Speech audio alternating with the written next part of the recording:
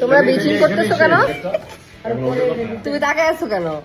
একটি ছবি আর তাতেই তোলপাড় সামাজিক যোগাযোগ মাধ্যম। অভিনেত্রী সুনেরা বিনতে কামালের পাশে এক যুবক, যার মুখ ঢেকে দেওয়া হয়েছিল ইমোজি দিয়ে। এরপর শুরু হয় নানা জল্পনা। ছবিতে রোমান্টিক মুডে হাস্যোজ্জ্বল সুনেরা, পাশে এক যুবক। তবে কৌতূহল বাড়িয়ে দেন অভিনেতা ইরফান সাজ্জাদ, যিনি ছবিটি পোস্ট করার সময় যুবকের মুখ ইমোজি দিয়ে ঢেকে দেন। আর তাতেই শুরু হয় নেটিজেনদের নানা ব্যাখ্যা। কেউ মনে করেন নতুন প্রেমের ইঙ্গিত, কেউ আবার বলেন নাটকের দৃশ্য। মন্তব্যের ঘরে ভিড় জমে অভিনন্দন, প্রশ্ন আর অনুমানের। আমাকে বিয়ে করে তোমার কেমন লাগে? ভালো লাগে তো, এসি রুম, দামি গাড়ি, ভালোই লাগে। কিউব হোল্ডিংসের গল্পে সেই রেখাটি আঁকা হয়েছিল আজ থেকে 1 যুগ আগে। নকশাই আমাদের ভাষা। Cube holdings limited. রহস্য খানিকটা কাটে যখন নিজেই ছবিটি নিজের ফেসবুকে শেয়ার করেন সুনেরা।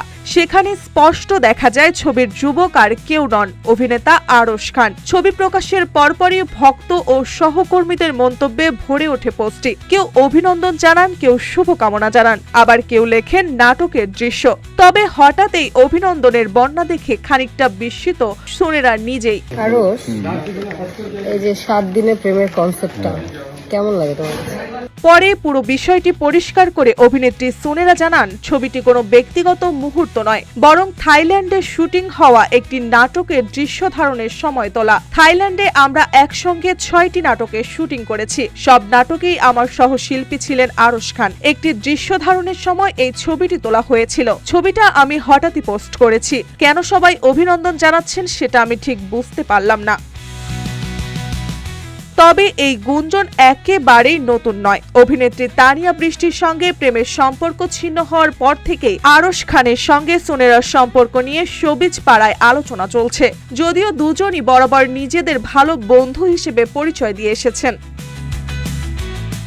এদিকে কাজ নিয়ে ব্যস্ত সময় পার করছেন সুনেরা। বর্তমানে নেপালের নতুন একটি প্রজেক্টে শুটিং করছেন তিনি, যার পরিচালক তানিম রহমান অংশু। শুটিং শেষ করে আজই দেশে ফেরার কথা রয়েছে অভিনেত্রীর।